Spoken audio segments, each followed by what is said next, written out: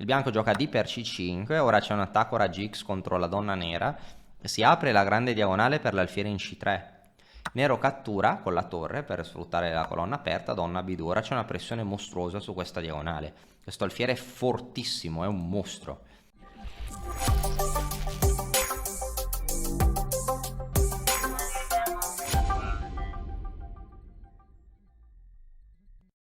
Se sei fermo da tempo sullo stesso punteggio, è perché ti mancano le conoscenze per progredire. Noi di Mattoscacco abbiamo creato la prima accademia di scacchi online per migliorare comodamente da casa. Vienici a trovare e scegli il corso più adatto alle tue esigenze.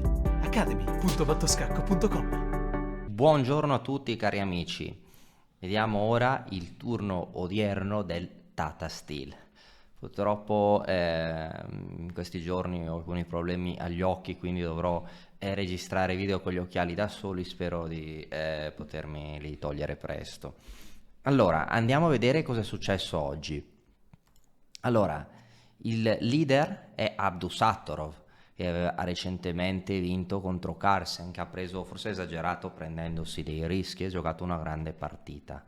Ma lo stanno seguendo Jiri e Caruana, che stanno giocando anche loro benissimo. Jiri oggi ha sprecato una partita vinta, anche lui umano, a volte sembra che non lo sia perché è un genio, ma anche i geni sbagliano, perché appunto anche loro sono uomini e non macchine.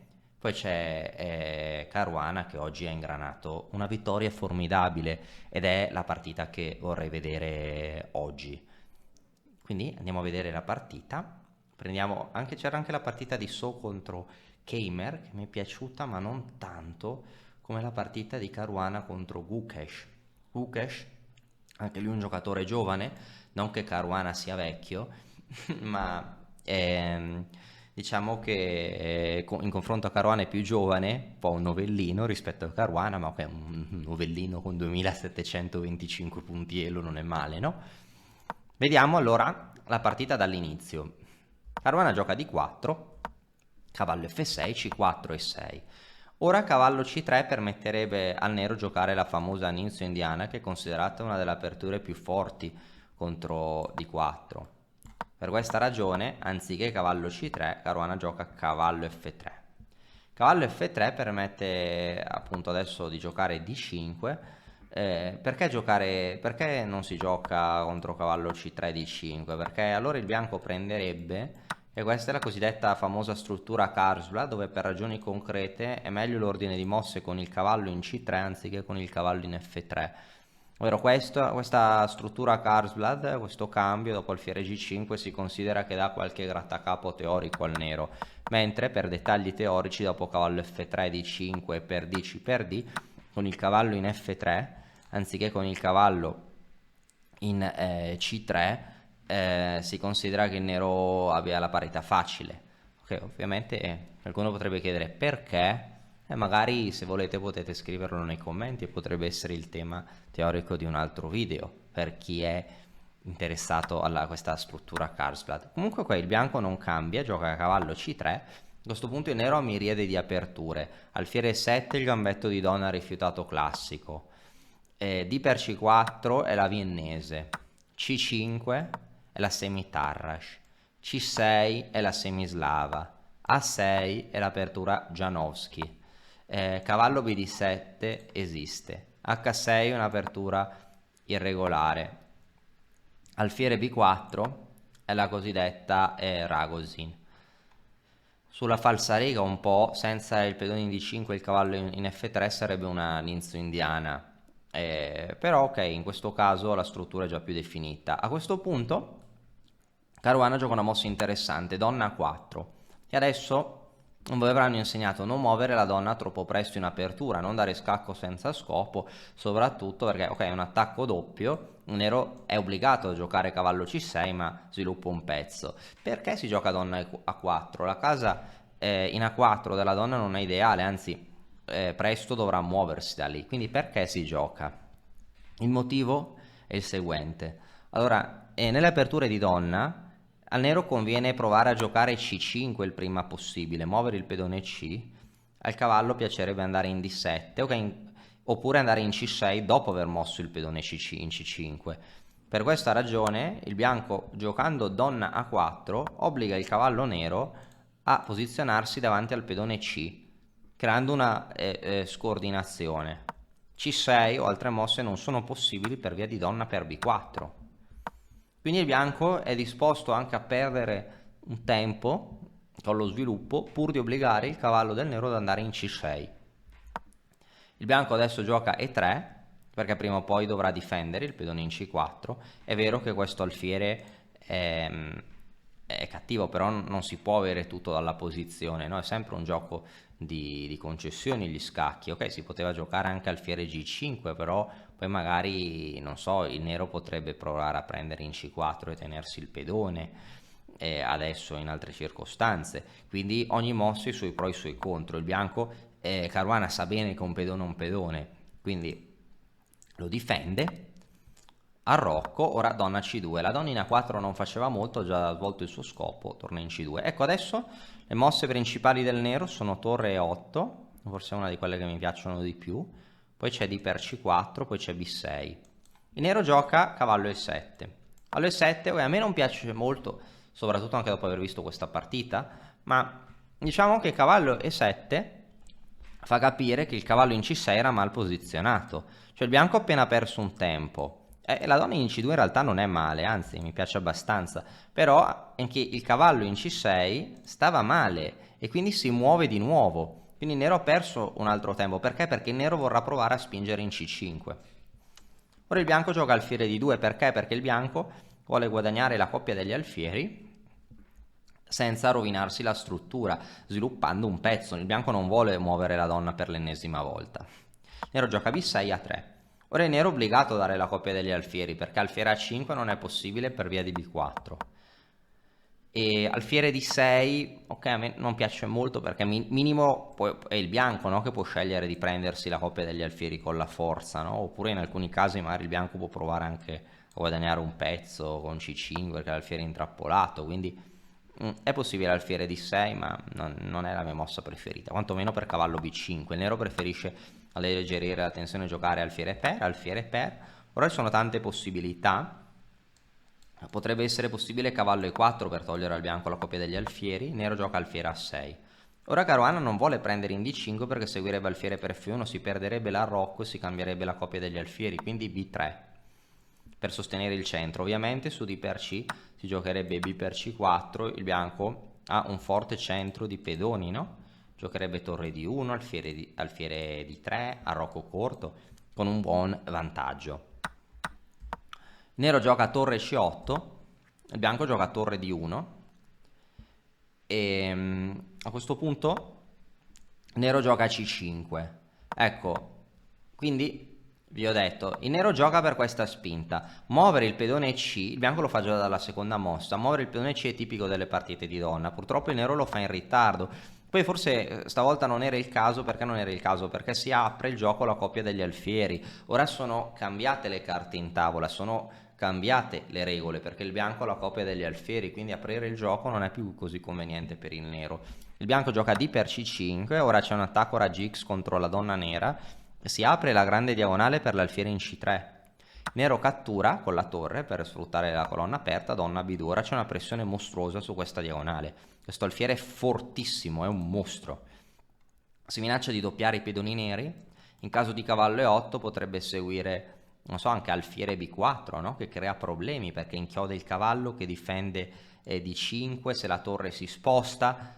Poi dopo si potrebbe anche prendere in D5 se l'alfiere... Se nero cattura in D5 cade l'alfiere, se si cattura in F1 si cattura in S intermedia attaccando la donna, poi se la donna si sposta magari si prende, ok, si può giocare torre D7 oppure si può prendere in F7 e prendere in F1 dopo guadagnando minimo un pedone. Vabbè, ci sono anche varianti più forti per la strada, allorché il nero decide di giocare donna C8, quindi il nero vuole creare pressione contro la colonna C, il pedone C non può muoversi perché c'è l'alfiere, ma ok, il bianco cattura in F6 e il bianco così facendo guadagna un pedone danneggiando la struttura pedonale del nero. Il bianco prende e oltre al pedone in sé nel finale, perché un pedone, il bianco distrugge la struttura nera dell'arrocco. A questo punto il re è debole.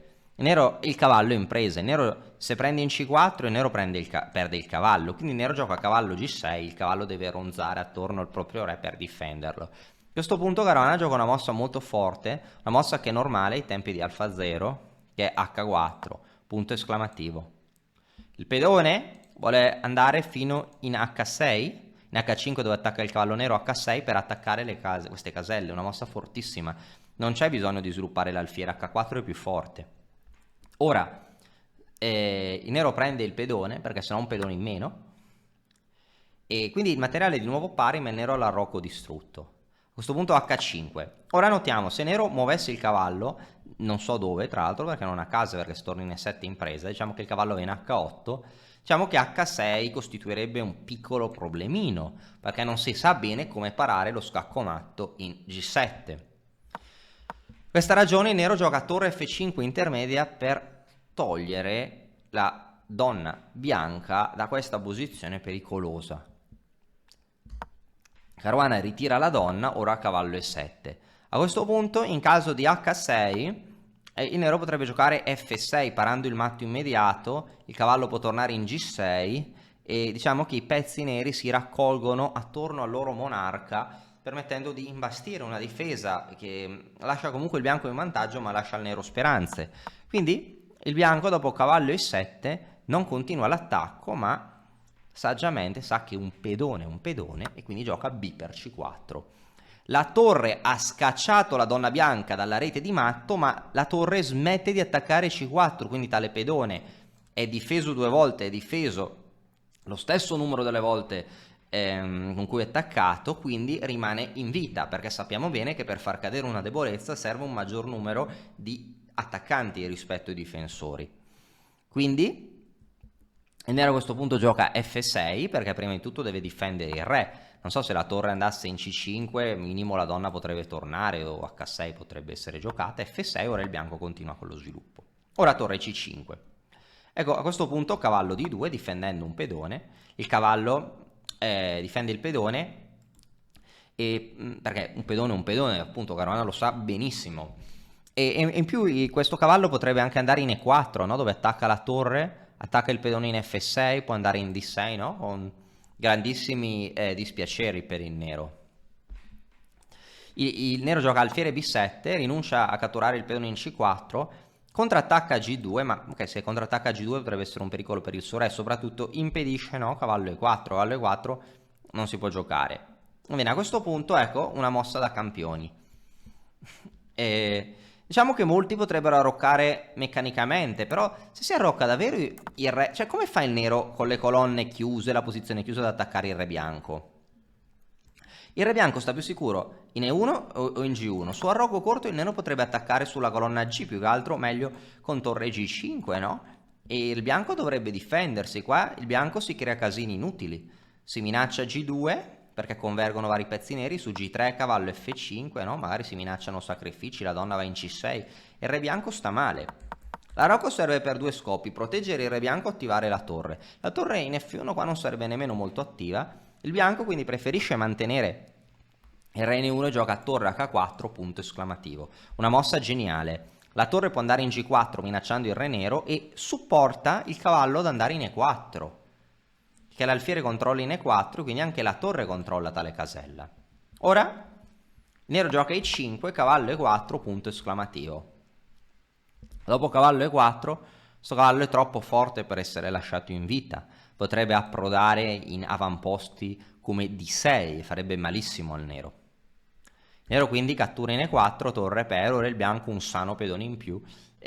Ok, c'è da dire che magari l'alfiere per ora non è l'ideale, perché è un po' passivo a difendere i suoi pedoni, ma magari il bianco in un futuro potrebbe sacrificare il pedone in C4 per aprire la strada all'alfiere, come poi forse potrebbe accadere in partita. Ok, il nero gioca donna E6, donna D2, perché il bianco vuole entrare in settima e il bianco non disdegna il finale.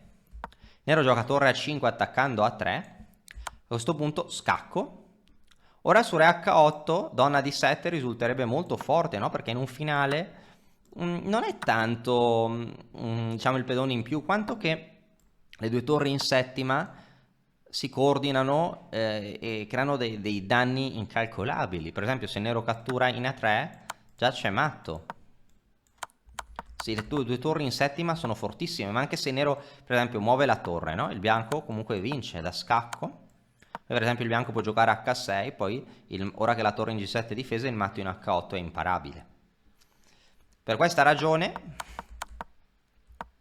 dopo torre G7, e il bianco vincerebbe. Il nero quindi gioca re F7, a questo punto H6, per minacciare l'entrata, no? Per esempio se il nero cattura in A3 seguirebbe torre G7, seguita dal matto in D8, il bianco vince. Dopo H6 il nero gioca cavallo G6, a questo punto C5, due punti esclamativi. Come avevo preannunciato prima, si potrebbe aprire la strada all'alfiere. E l'alfiere potrebbe entrare in C4 con effetti devastanti. Per esempio su B per C4, su B per C5 si potrebbe considerare alfiere C4, inchiodatura della donna e deviazione su donna per donna D7 vincendo, su re G8 matto in G7, su cavallo E7 matto sempre in G7 ma con la torre. Brillante, no? Di due punti esclamativi alfiere C4. Il nero gioca torre per C5, ma ora, dopo donna D7, nessuno difende più il pedone in A7. Donna per, torre per, quindi torre in settima e poi cade a 7. Il bianco mantiene un pedone in più, la torre in settima e si avvicina alla vittoria. Il nero gioca da scacco. Il nero potrebbe giocare torre di 8 fischiettando e girandosi dall'altra parte, così se il bianco gioca una sciocchezza il nero potrebbe dare matto, quasi matto, minimo guadagna un pezzo. Ovviamente Caruana non starebbe a guardare, giocherebbe, non so, torre C4 per cambiare le torri avvicinandosi alla vittoria, no? Dopo re F8 scacco o si cattura direttamente H7, dopo re H8 il bianco vince, no? Continuerebbe ad avanzare, cattura il pedone in B6 ed è finita tra poco. Pedone in più e pezzi più attivi. Nero da scacco, re D2, nel finale il re non ha paura di attivarsi, torre H1, il pedone in H6 può cadere ma torre B4 attaccando la debolezza, torre per H6, torre per B6, ora appunto le due torri entrano. E c'è anche il pedone a passato, ci sono vari piani per vincere. Se nero per esempio cambiasse le torri, si vincerebbe catturando e spingendo in A4, forse anche l'inchiodatura, no? Vince. Nero ha giocato torre H2, torre B7. Ora il nero ha abbandonato, perché il nero ha abbandonato? Perché due torri sono mostruose, per esempio se il nero cattura in G2, scacco, e matto. Se il pedone, la torre deve rimanere a difendere il pedone H, ma se il pedone H avanzasse, comunque la torre smette di controllare la casella H7 e il bianco dà sempre matto. Se il nero giocasse, desse scacco, potremmo muovere il nostro re anche, minacceremmo di dare scacchi sempre con attacchi pazzeschi, su torre C8, non so, potremmo dare un controscacco. Il re deve muoversi, ora possiamo semplicemente portare il pedone a donna e si vince. Su torre per G2 diamo sempre matto, se il pedone avanza diamo sempre matto, e se nero va avanti e indietro con il cavallo può prendere matto, se nero gioca mosse come cavallo F8 potremmo anche cambiare a questo punto le torri, no? Perché oramai in questo finale, no? Anche se nero fa man bassa dei pedoni bianchi, il pedone A è il pedone vincente. La torre non può andare in A2, non può nemmeno andare in F1 per portarsi in A1 perché è in presa, e il bianco vincerà di conseguenza la partita. Su torre F3, A7, torre per E3, re B4, i pezzi bianchi sono magnificamente coordinati, il bianco promuove alla prossima vincendo. Una partita fantastica di Caruana. E qual è stata la vostra mossa preferita? La mia mossa preferita, devo dire, è stata torre H4 alla mossa 23. Quindi spero che questa partita vi sia piaciuta e speriamo in breve di vedere altre partite avvincenti del Tata Steel. Alla prossima!